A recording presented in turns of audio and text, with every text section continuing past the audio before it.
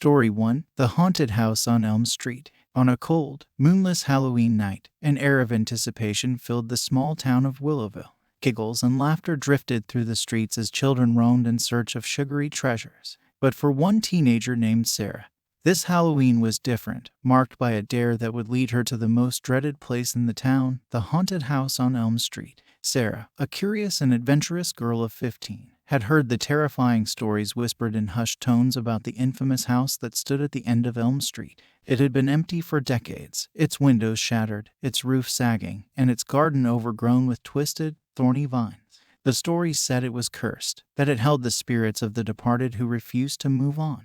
This Halloween, Sarah's friends dared her to enter the decrepit mansion, a test of courage that only the bravest dared to take. In the flickering light of her flashlight, she stood before the imposing double doors, her heart pounding with fear and excitement. She knew she couldn't turn back. Her reputation was on the line.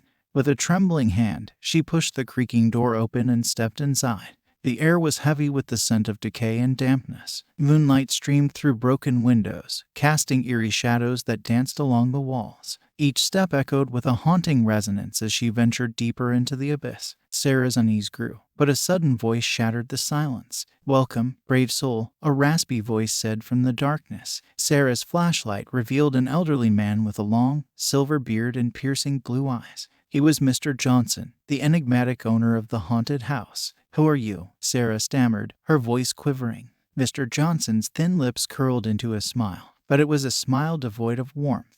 "I am the caretaker of this abode, and you, dear Sarah, have ventured into a world you were never meant to see." With trembling hands, Sarah pointed her flashlight at Mr. Johnson's face, and for a moment, she caught a glimpse of something otherworldly in his eyes, as though they held the weight of centuries. The old man extended a bony hand. "Come, allow me to show you the secrets of this place." Despite her trepidation, Sarah hesitantly took his hand, and he led her deeper into the house. The atmosphere grew more unsettling with every step. They passed by dimly lit rooms filled with dusty, cobweb-covered furniture, each room an eerie tableau of forgotten lives. Mr. Johnson spoke of dark stories and the unquiet spirits that roamed the halls. As they descended into the basement, the temperature dropped, and the air became thick with malevolence. It was there that Sarah saw her first apparition, a shadowy figure of a woman weeping softly in the corner. Her hair hung in disheveled strands, and her dress was torn and tattered. Tears welled in Sarah's eyes as she felt an overwhelming sadness that emanated from the ghostly figure.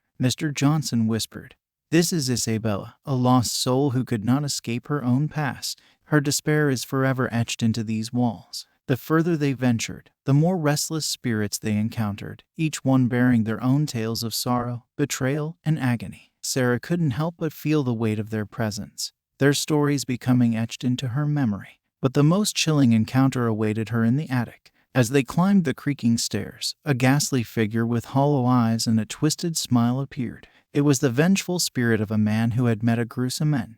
He let out an eerie, echoing laugh that sent shivers down Sarah's spine. "Meet William, the house's dark secret," Mr. Johnson said. "He met a gruesome end here, and his rage lingers on." The sinister laughter echoed in the attic as the malevolent spirit came closer, his icy breath brushing against Sarah's neck. She had seen enough. Panic overtook her, and she fled from the attic, down the stairs, and out into the night. The moment she stepped out of the house, the world outside felt starkly different. The moon hung low in the sky, casting long, eerie shadows that seemed to stretch out toward her. Sarah's friends waited for her, eager to hear what she had discovered within. But what she had seen and experienced was more than she could ever convey in words. She had looked into the eyes of the tormented, heard the cries of the restless, and felt the presence of the long departed. The weight of their stories and the dark history of the haunted house on Elm Street had become a part of her. As the years passed, Sarah never spoke of her night in the haunted house. The memories were too chilling, too profound to be shared. But the darkness and secrets she had encountered would forever haunt her, reminding her of the consequences of curiosity and the heavy burden of past sins. The haunted house on Elm Street remained, standing as a silent witness to the torment and suffering that could never truly be laid to rest.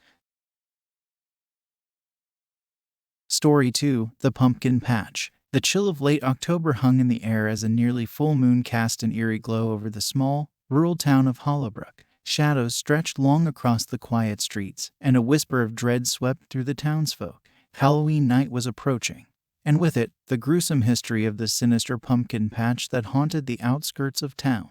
Among the locals, the tale of the cursed pumpkin patch was a legend passed down through generations. They spoke of Old Man Jenkins, the reclusive keeper of the cursed patch, who had been rumored to have made a pact with something dark and unholy. The stories were filled with sinister warnings and tales of those who had dared to trespass on the cursed grounds, never to return. In the midst of this eerie atmosphere, a skeptical journalist named Alex arrived in Hollowbrook. He had been assigned to investigate the strange series of Halloween-related disappearances that had plagued the town for years. Alex, driven by a relentless curiosity and the determination to uncover the truth, set out to uncover the mystery. His journey led him to the outskirts of Hollowbrook, where he encountered the ominous pumpkin patch. The pumpkins, grotesquely deformed with wicked grins, seemed to leer at him as he approached. The moonlight filtered through their twisted vines, casting eerie shadows on the ground. Despite his skepticism, a shiver ran down his spine, and he couldn't help but feel an inexplicable sense of foreboding. As Alex explored the cursed patch, he noticed something peculiar. The vines seemed to stretch beyond the pumpkin patch, leading him to a hidden entrance in the ground. It was a small, unassuming cave entrance, concealed by overgrown thorns and shrubs. His investigative instincts kicked in, and he ventured inside. The cave was damp and dark, the air thick with an earthy scent. With his flashlight in hand, Alex descended deeper into the subterranean labyrinth. He soon realized that this cave held secrets that were even darker than the stories he had heard about the pumpkin patch. The cave was adorned with eerie symbols etched into the stone walls. Strange artifacts lay scattered around, and an aura of malevolence hung in the air. As Alex pressed on, his flashlight revealed a chamber at the heart of the cave, where an ancient altar stood. It was adorned with eerie relics and lit by the unearthly glow of carved pumpkins. As he approached the altar, the ground began to tremble, and the cave seemed to come alive. Shadows danced on the walls, and the sinister symbols pulsed with an unnatural energy. In the midst of the chaos, Alex realized that he was not alone. Old Man Jenkins, a wizened figure with wild eyes and a sinister grin, appeared before him. "Curiosity has led you here, young journalist," Old Man Jenkins hissed. "But do you truly understand the darkness that dwells in this place?" Alex, struggling to maintain his composure, demanded answers. "What is the meaning of these symbols? What have you done here?" Old Man Jenkins cackled, his laughter echoing through the cave. "This place, young one, is a gateway to the world of the unknown. The cursed pumpkins hold the souls of those who dared to seek power and wealth. Their greed led them to make pacts with the supernatural, and they became prisoners of their own desires." As Old Man Jenkins spoke, the pumpkins on the altar began to glow with an eerie, ethereal light. Alex realized that the pumpkins held the souls of the lost, bound to this cursed place. The sinister secrets of the pumpkin patch were unveiled, and the fear of the unknown gripped him. The ground continued to shake as Old Man Jenkins summoned the cursed souls. From the depths of the cave, they emerged, their spectral forms twisting and contorting.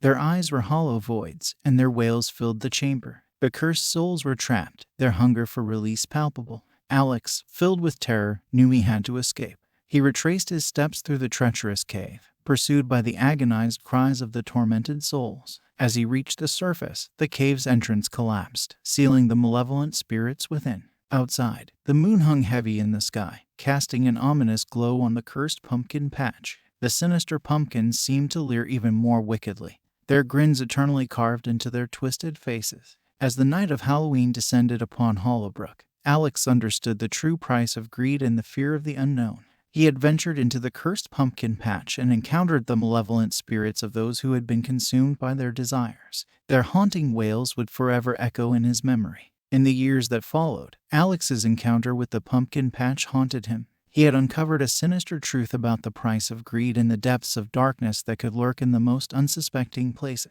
The cursed pumpkin patch, with its sinister secrets, served as a chilling reminder of the consequences of curiosity and the fear of the unknown. Hollowbrook would forever bear the weight of its dark history, and the sinister pumpkins would continue to cast a long shadow over the town on each Halloween night. Story 3: The Midnight Masquerade. In the heart of the city, where the lights cast a vibrant glow on bustling streets, Emily, a timid and introverted artist, found herself in the midst of an opulent Halloween masquerade. She had been reluctant to attend, but her friend's insistence had led her to don a mask and join the revelry. The ballroom was a sumptuous display of extravagance. Lustrous chandeliers hung from the high ceiling, casting a cascade of golden light upon the guests, who adorned themselves in ornate masks and intricate costumes. The air was heavy with a sense of mystery and decadence, and the seductive allure of the unknown lingered in every corner. Emily stood at the entrance, her heart racing as she observed the masqueraders. The thrill of anonymity allowed her to shed her usual shyness, and she blended in seamlessly with the crowd. She marveled at the masks that concealed the identities of those around her, their eyes revealing nothing of their true selves. As the night wore on, Emily found herself drawn to a masked figure who stood apart from the others. The masquerader, as she would come to call him, wore a mask adorned with delicate silver filigree, and his black cloak billowed around him like a shadow. His presence was enigmatic, and his allure was undeniable. Their eyes met from across the room, and an unspoken connection was forged. The masquerader extended a gloved hand, and Emily, her curiosity piqued, couldn't resist the temptation to follow him through the elaborate maze of the masquerade. The path they took led them deeper into the mansion, and the sounds of the lavish ball began to fade into the distance. The seductive allure of the masquerader's presence was inescapable, drawing Emily further into the shadows of the mansion. They came upon a concealed corridor, its walls adorned with strange, esoteric symbols. As they walked, the air grew heavy with an intoxicating aroma, and the allure of the unknown became almost overwhelming. Emily's heart pounded with both excitement and trepidation. The corridor led to a hidden chamber, illuminated by candles and filled with a congregation of masqueraders, their faces hidden behind masks of elegance and artistry. In the center of the chamber stood an altar adorned with mystical symbols, its presence ominous and foreboding. The masquerader, with Emily in tow, joined the congregation as the ritual began. A haunting chant filled the chamber, and the flickering candlelight cast eerie shadows on the masked faces of the attendees. The atmosphere was charged with an otherworldly energy that sent shivers down Emily's spine. As the ritual unfolded, Emily's initial intrigue began to give way to an unsettling realization. The congregation, consumed by their desire for the seductive allure of the unknown, had become entangled in a sinister cult. Their devotion to the masquerader was unwavering, their eyes filled with an unnatural fervor. She watched as the masquerader, with an air of malevolence, took center stage. He held a silver chalice filled with a dark, viscous liquid, and he offered it to the cult members, each of whom drank deeply from the sinister goblet, their faces contorted with ecstasy, their masks concealing their descent into darkness. Emily, filled with terror and regret, attempted to retreat, but the masquerader's grip on her arm was unyielding. His masked face leaned close to hers, and the seductive allure that had drawn her in now became a perilous trap. "Welcome to the fold," he whispered, his voice a haunting caress. "Tonight, you shall join us in our pursuit of the unknown." As the ritual reached its crescendo, Emily found herself ensnared in a sinister dance, her body moving in perfect harmony with the cult members. The allure of the unknown had lured her into a world of darkness, where the danger of surrendering to temptation had become all too real. The masked congregation reveled in their hedonistic ecstasy, and the room seemed to pulse with an unholy energy. Emily's identity was stripped away as she became one with the cult, her fate sealed by her own curiosity and desire for the seductive unknown. The night waned, and the masquerade continued its dark rites. Emily had become a mere reflection of her former self, lost in the labyrinth of the masquerade, forever entangled in the enigmatic and seductive world she had unwittingly entered. The morning sun finally broke through, casting its cleansing light upon the world. The mansion, once shrouded in opulence, had become a silent tomb, concealing the sinister cult and their eerie ritual. Emily's true identity was forever obscured, hidden behind the mask of her new existence. The tale of the midnight masquerade became a legend, whispered in the shadows of the city, a cautionary tale of the seductive allure of the unknown and the perilous dangers of surrendering to temptation. Emily's name was lost to history, her identity forever concealed by the mask she wore, a haunting reminder of the consequences of being drawn into the enigmatic world of the masquerade. Story 4: The Cursed Carnival. In the heart of a small, sleepy town, the arrival of Halloween brought with it a chilling excitement. The sky was a dusky canvas, and the moon cast an eerie glow over the landscape. Jake, a thrill-seeking teenager, and his group of friends decided to venture into the mysterious Halloween carnival that had suddenly appeared on the outskirts of town. As they approached the carnival, the aroma of popcorn and cotton candy filled the air, and the sounds of joyful laughter and the whirl of carnival rides filled their ears. The entrance was adorned with tattered banners, and a towering, creaking Ferris wheel beckoned to them like a haunted sentinel. Jake and his friends, drawn by the allure of danger, decided to enter the carnival. The sense of trepidation only added to their excitement as they navigated through the brightly lit tents and the labyrinthine maze of funhouse horrors. However, they soon noticed something unusual. An enigmatic fortune teller named Madame Zara, with piercing eyes that seemed to see beyond the present, beckoned them to her dimly lit tent.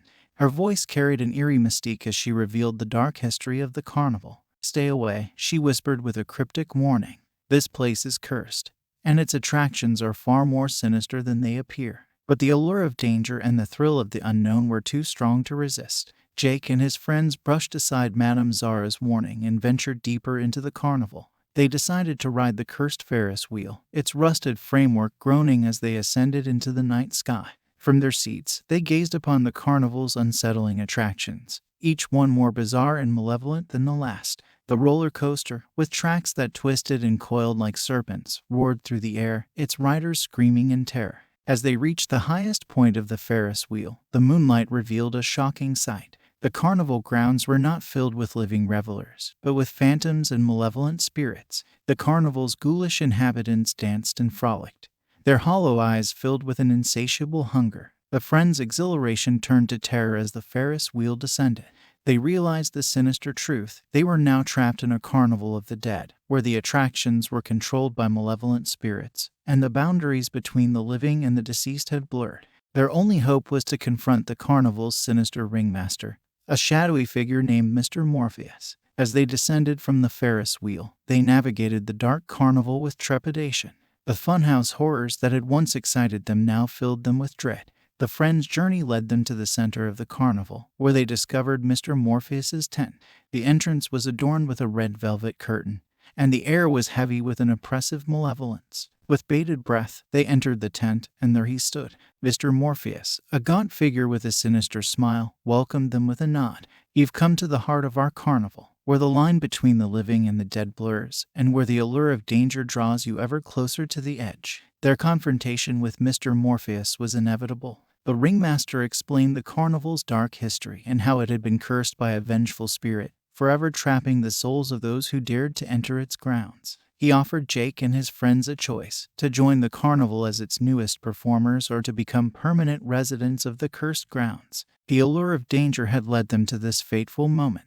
As they stood at the precipice of an irreversible decision, they realized the consequences of ignoring warnings and the seductive allure of thrill-seeking.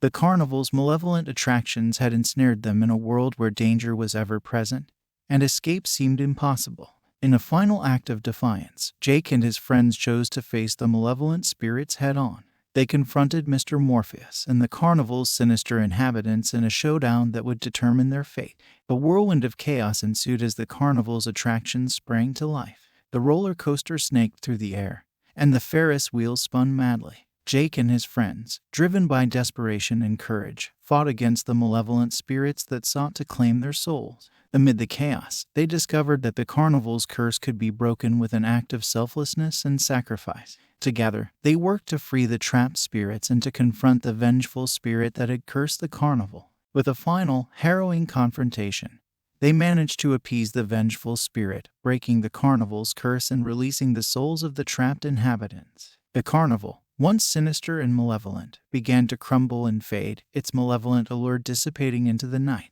As the first rays of dawn broke through the darkness, Jake and his friends emerged from the cursed carnival. The grounds lay in ruins, and the malevolent spirits were gone, their hunger for the living quelled. They had escaped the allure of danger and the consequences of ignoring warnings, but the experience left them forever changed. The thrill-seeking adventure had led them to confront the seductive allure of the unknown and the perilous allure of the supernatural. The carnival's cursed history and the courage of Jake and his friends served as a haunting reminder of the danger that lurked in the shadows and the importance of heeding warnings. As they returned to the waking world, the memories of the cursed carnival would forever remain etched in their minds, a testament to the chilling excitement and perilous thrill-seeking that had drawn them to the edge of darkness.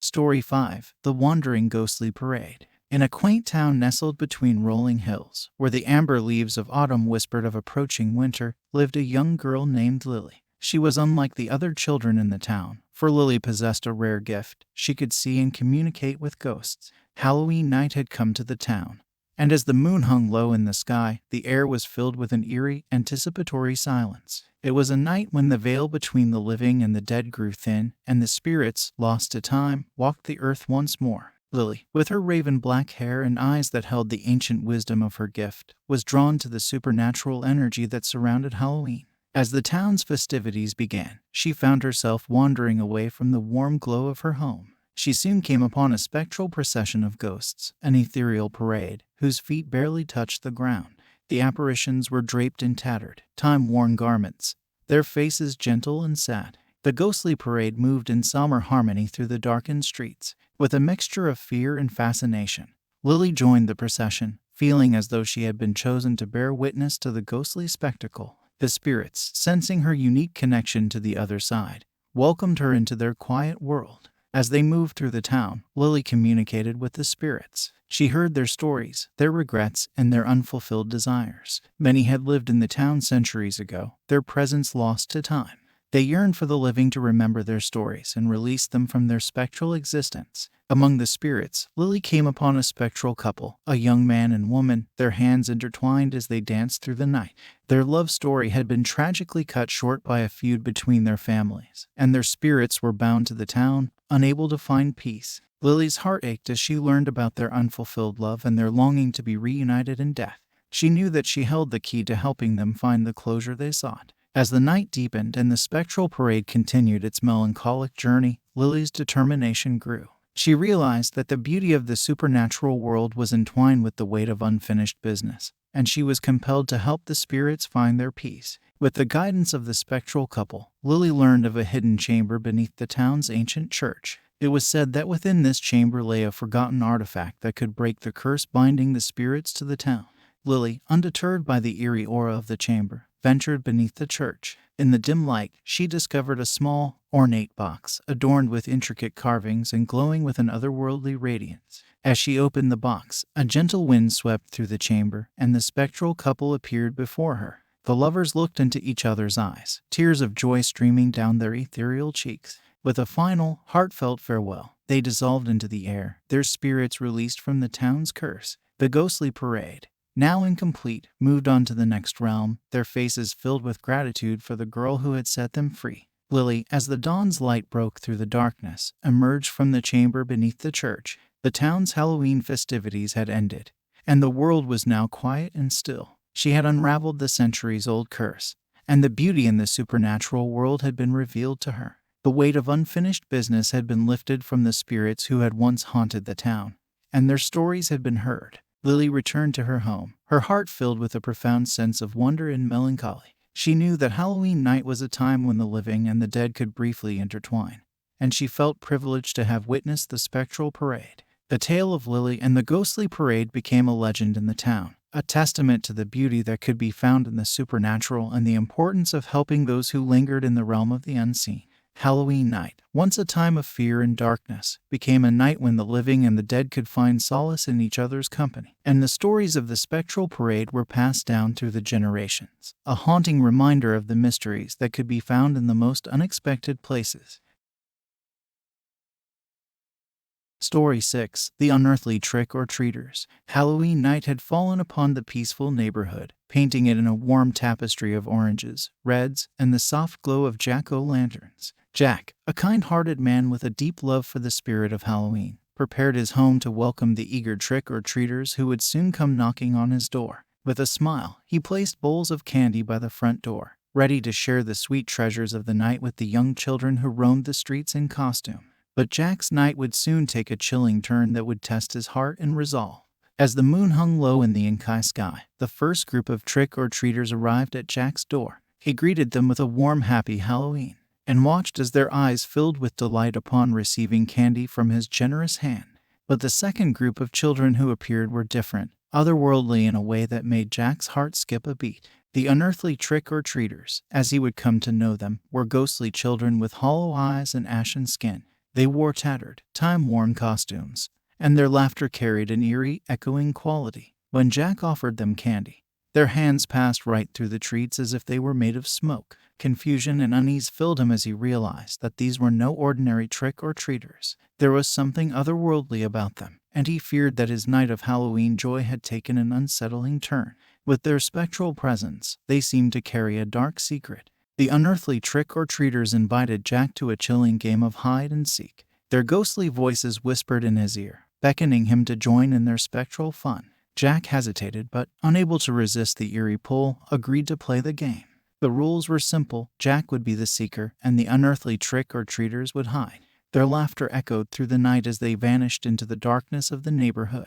With a flashlight in hand, Jack began to seek out the spectral children, his heart racing with a mixture of fear and curiosity. As he ventured into the chilling night, the streets grew quieter, and the moon cast long shadows that danced across the pavement.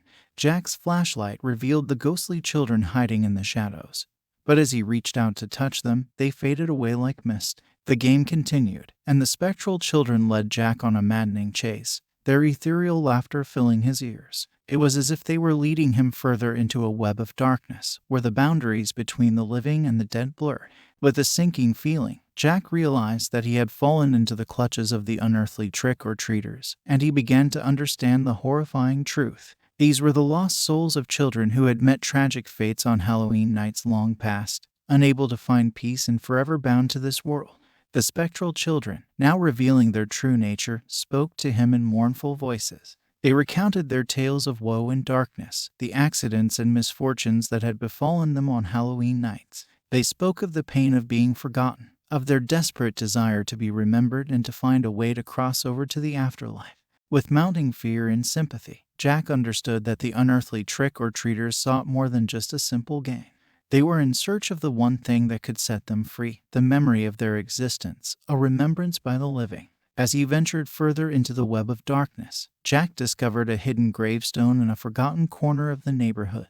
It bore the names of the lost children and their tragic stories, long erased from the living's memory. With a heavy heart, he realized that the key to their salvation lay in acknowledging their existence and their fates. With a deep breath, Jack spoke the names of the unearthly trick-or-treaters and recounted their tales, vowing to remember them and to honor their presence on Halloween night.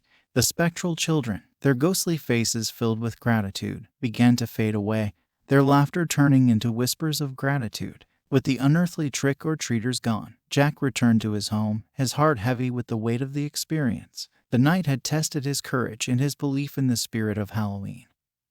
But it had also reminded him of the importance of tradition and the significance of remembering those who had been lost to the passage of time. Halloween night would forever hold a special place in Jack's heart, a night when the living and the spectral could come together to honor the traditions of the past. The unearthly trick-or-treater's story would be passed down through the generations, a haunting reminder of the consequences of refusing kindness and the importance of remembering those who had been forgotten. As the moon hung low in the sky.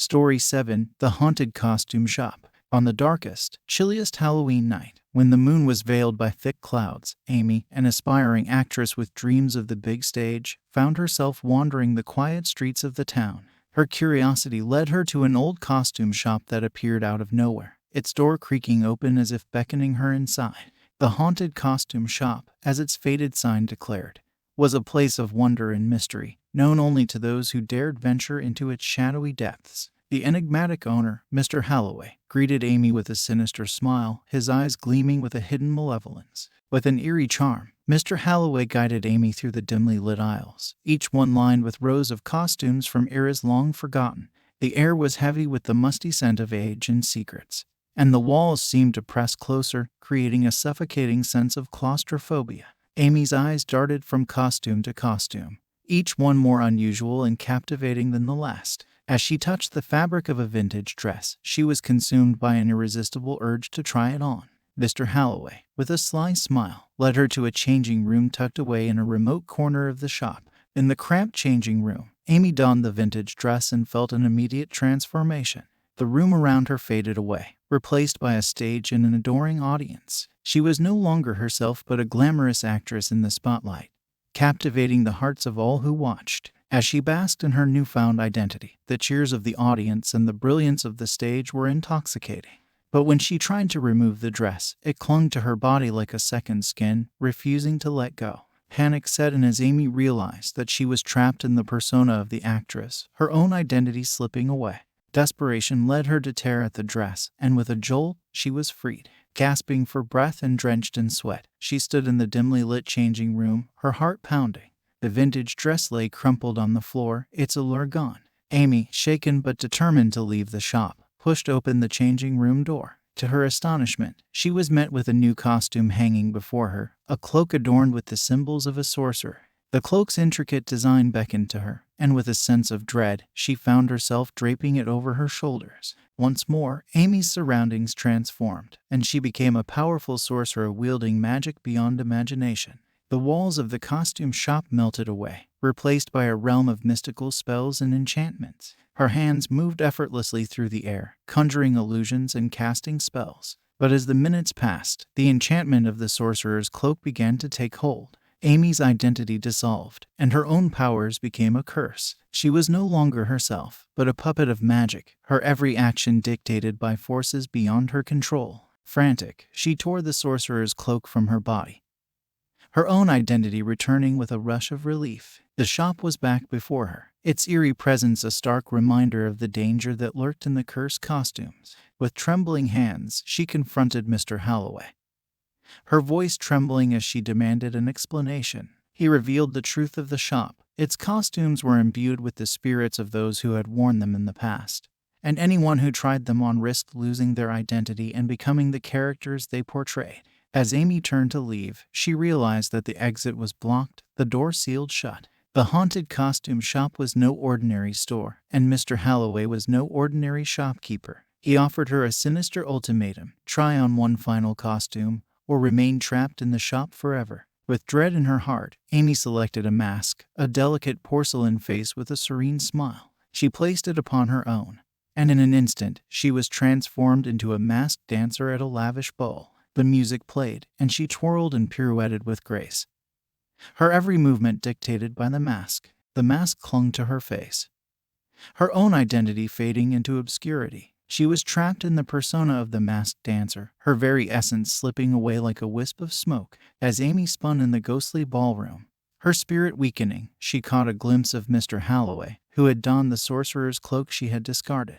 He was the master of this cursed place, a malevolent figure who reveled in the transformations his costumes brought. In a final, desperate act, Amy used what remained of her willpower to tear the mask from her face. It shattered on the floor, and with a gasp, she was freed. The enchantments of the haunted costume shop were dispelled, and the shopkeeper's sinister control waned. Amy stumbled toward the door, her strength failing, and with one final effort, she pushed it open. The moonlight bathed her in its silver glow, and she stood outside the haunted costume shop, her heart still racing from the horrors she had witnessed. The cursed shop lay behind her, and she knew that she had narrowly escaped the grasp of Mr. Holloway and his malevolent costumes. She would carry the memories of the shop's eerie transformation and the danger of losing one's identity with her for the rest of her days. The haunted costume shop became a chilling legend, whispered among those who dared to seek the allure of its enigmatic costumes. Amy's story served as a haunting reminder of the masks we wear and the dangers that lie hidden in the shadows, waiting to consume those who venture too far into the realm of the supernatural. Story 8: The Witch's Curse. In the heart of Ravenswood, a small town steeped in history and secrets, Ava, a young woman with a deep fascination for the past, found herself drawn to the town's darkest chapter, the notorious witch trial that had taken place centuries ago. As Halloween night loomed, she embarked on a journey to uncover the truth behind the witch's curse. The Witch of Ravenswood, as she was known, had been accused of dark magic and witchcraft during a time when paranoia and superstition had gripped the town. The trial had ended in tragedy, with the accused witch being condemned and executed, her name forever tarnished by false accusations. Ava's curiosity led her to the town's archives, where dusty records and faded manuscripts contained the chilling details of the witch trial. As she delved deeper into the past, she couldn't help but feel a sense of foreboding, as though the dark history of Ravenswood was still very much alive. Halloween night descended upon the town, and Ava's research had led her to an old, decrepit cottage on the outskirts of Ravenswood. It was here, according to the archives, that the witch had lived and where she had supposedly left behind a cursed legacy. The cottage was in a state of disrepair, its roof sagging and its walls adorned with creeping ivy. Ava ventured inside, the creaking floorboards beneath her feet echoing with the weight of history. Her breath hung in the chilly air as she explored the dimly lit interior. As she moved deeper into the cottage, she discovered a hidden chamber, its entrance concealed by a dusty tapestry. Inside, the room was adorned with symbols and relics of the occult, the remnants of the witch's dark practices. An old book lay open on a wooden pedestal, its pages filled with incantations and curses. Drawn by a sense of curiosity and an innate desire to uncover the truth, Ava began to read the incantations aloud. With each word, a shiver ran down her spine, and the room seemed to come to life with an otherworldly energy. In the darkness, a ghostly figure materialized, a vengeful spirit with hollow eyes and a face twisted by anger. It was the Witch of Ravenswood, awakened from her slumber and thirsting for retribution. Ava's heart raced as the spirit approached, her voice trembling as she explained her quest to uncover the truth of the witch trial and to bring justice to the accused. But the vengeful spirit was consumed by anger and a desire for revenge, her trust shattered by the memory of her unjust execution. With an ethereal gesture, the spirit summoned a chilling gust of wind that swept through the cottage, extinguishing the candles that had flickered with an eerie glow. Darkness closed in around Ava, and the vengeful spirit's laughter echoed through the room. Ava was trapped in the presence of a spirit consumed by a centuries-old injustice. She knew that she had unwittingly unleashed a power that could consume her, and that she had little time to break the curse and appease the vengeful spirit. Desperation led her to return to her research, this time seeking a way to unravel the dark history of the witch trial and to reveal the truth that had remained hidden for so long. The archives yielded a letter, a confession from one of the accusers, who had later recanted her testimony, admitting that she had been manipulated by those with their own motives. Armed with this newfound knowledge, Ava returned to the cottage, her heart heavy with determination. The vengeful spirit awaited her, her hollow eyes filled with suspicion. Ava shared the letter with the spirit, explaining that the witch had been wronged by those who had sought to manipulate and deceive the town for their own gain. The vengeful spirit's anger began to wane as the truth of the past was laid bare. With a solemn nod, the spirit revealed her name, which had been long forgotten, and her true history. She had been a healer and a protector of the town, wrongly accused and condemned by those who had feared her power. With this revelation, the vengeful spirit's form began to dissipate, her anger finally appeased. The dark curse that had bound her to the cottage and sought to exact revenge was broken, and the truth had been brought to light. As Halloween night drew to a close, Ava stood outside the cottage, her heart heavy with the weight of history and the power of redemption. The town's darkest chapter had been unveiled, and the Witch of Ravenswood could finally find peace. The tale of the witch trial and Ava's encounter with the vengeful spirit would be passed down through the generations, a haunting reminder of the consequences of historical injustice and the importance of seeking the truth. Halloween night, once a time of fear and superstition, had become a night of redemption and revelation, where the past and the present converged in a tapestry of mystical and foreboding tales. Story 9: The Phantom's Ball. In the heart of the city, where centuries-old architecture and cobblestone streets whispered of history and secrets, lived Rebecca, a gifted pianist with a profound love for music. Her fingers danced across the piano keys like poetry in motion, and her talents had earned her the honor of performing at the grandest Halloween masquerade ball the town had ever seen.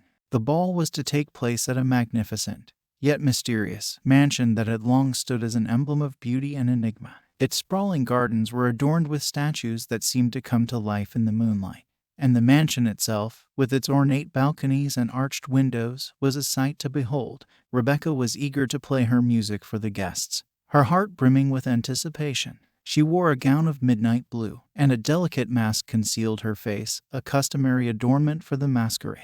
Her fingers tingled with excitement as she sat before the grand piano, ready to enchant the night. As the guests arrived, their elaborate costumes and masks concealed their identities. The mansion buzzed with laughter and conversation, but Rebecca's focus remained on her music. As the night wore on and the moon reached its zenith, she began to play, her melody filling the ballroom with enchanting notes that held the power to captivate hearts. The music flowed from her fingers, taking on a life of its own as it echoed through the mansion.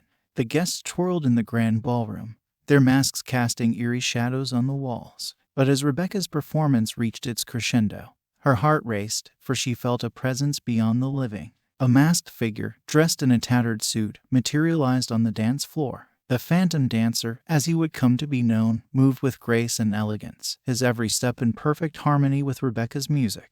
His mask concealed his face, but his eyes held a depth of emotion that reached out to her. The guests watched in astonishment as Rebecca's music and the Phantom Dancer's spectral presence seemed to entwine, creating a hauntingly beautiful dance of sound and spirit. They moved as one, their performance a testament to the enduring power of love, transcending the boundaries of life and death. The Phantom Dancer's movements told a love story that had been cut short by tragedy. He had been a gifted dancer, and his beloved, a beautiful woman in a mask that concealed her identity, had been his muse. As the music played, the mansion's grand chandeliers cast a soft, ethereal light on the Phantom and his beloved, illuminating their dance. Their movements held a bittersweet quality, a poignant reminder of lost dreams and the pain of an unfinished love story. With a sense of longing and an almost painful beauty, the Phantom and his beloved danced as if they were reunited once more. But as the music's final notes hung in the air, they faded into the shadows, their love story left untold. The guests erupted into applause, their hearts moved by the haunting performance, but Rebecca's heart ached with a desire to know the truth behind the Phantom Dancer's story. With courage, she sought him out, determined to unravel the mystery of the spectral presence at the Masquerade ball. As she ventured through the mansion, she came upon a hidden room, its walls adorned with portraits of the Phantom and his beloved. Their eyes seemed to follow her, and the room was filled with a sense of melancholy. In the center of the room stood an old gramophone, its needle resting on a dusty record. As Rebecca turned the crank and placed the needle on the vinyl, the room was filled with the sound of a hauntingly beautiful waltz, and the Phantom and his beloved reappeared before her. With a sense of urgency, the Phantom Dancer revealed the truth of his story. He had been a celebrated dancer in his time, and his beloved had been a woman of unparalleled grace and beauty. They had fallen in love, their hearts entwined in a love that was both passionate and timeless. But their love story had been marred by tragedy. On a stormy night, while they danced under the open sky, a bolt of lightning had struck the mansion, causing a fire that had consumed them both. Their love had been cut short, their dreams left unfulfilled. Rebecca, her heart heavy with the weight of the Phantom's tale, understood the pain of lost dreams and the enduring power of love. She knew that the Phantom's spirit longed for closure, a chance to say goodbye to his beloved and find peace. With a sense of determination, Rebecca played a final, bittersweet melody on the grand piano, a farewell to the Phantom and his beloved. The spectral couple danced together one last time, their movements filled with grace and longing. As the final notes faded away, the Phantom and his beloved dissolved into the shadows, their love story finally told, and their spirits finding the peace they had sought for centuries. Rebecca emerged from the hidden room, her heart both heavy and light, knowing that the mansion's enigmatic history had been revealed and the pain of lost dreams had found its resolution. The Phantom and his beloved could finally rest, their love story told through the music that had bound them together, transcending the boundaries of life and death. The tale of the Phantom Dancer and Rebecca's encounter with the spectral presence at the Masquerade ball would be passed down through the generations, a testament to the enduring power of love and the pain of lost dreams. Halloween night, once a time of mystery and enchantment, had become a night when the past and the present converged in a tapestry of romantic and tragic tales. Story 10: The Vengeful Jack-o'-lantern.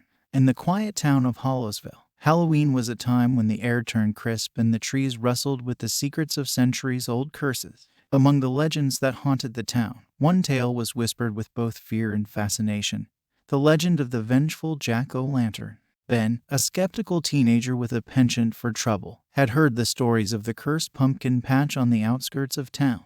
It was said that the pumpkins grown there were tainted with dark magic, their carvings hiding malevolent spirits that sought revenge against anyone who dared to desecrate them. Halloween night arrived, and the allure of adventure pulled Ben to the edge of the pumpkin patch. Armed with nothing but mischief and a mischievous grin, he decided to vandalize the pumpkins, certain that the legends were nothing but old tales spun to frighten children.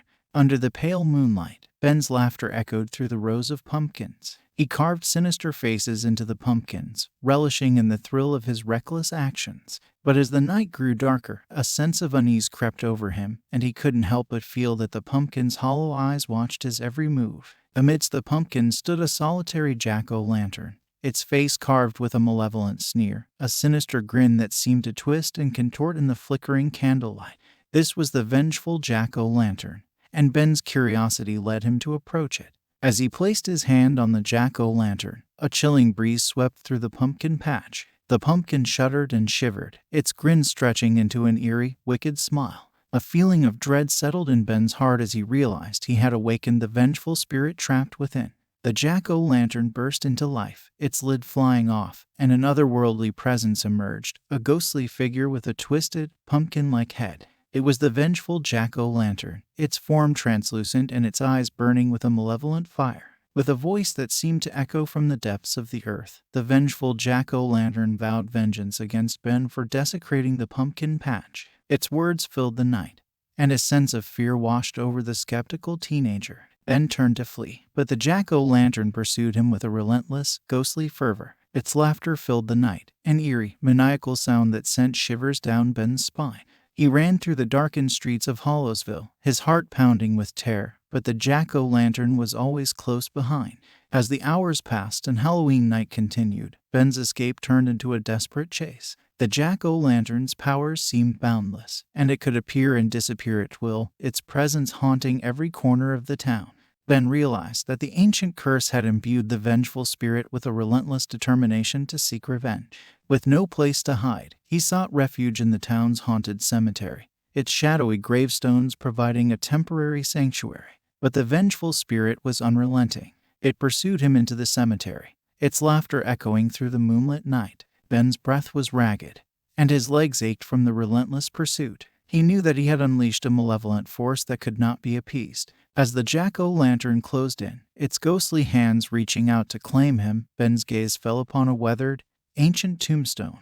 It bore an inscription, the tale of a young man who had met a tragic end after desecrating the pumpkin patch on Halloween night. With a sudden realization, Ben understood the origins of the vengeful jack-o'-lantern. The spirit had been trapped within the pumpkin by an ancient curse, the consequence of its own reckless actions on Halloween night.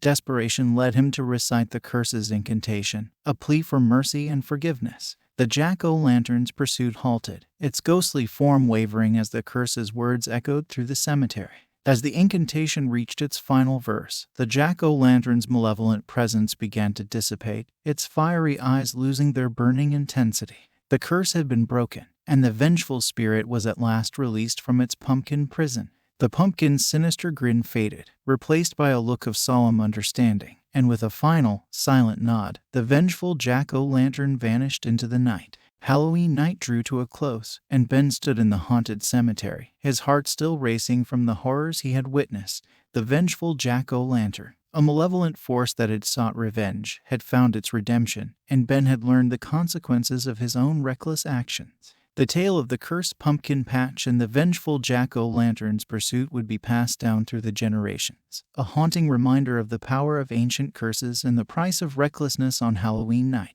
Halloween, once a time of tricks and treats, had become a night of dark and intense tales, where the past and the present converged in a tapestry of suspenseful and dramatic legends.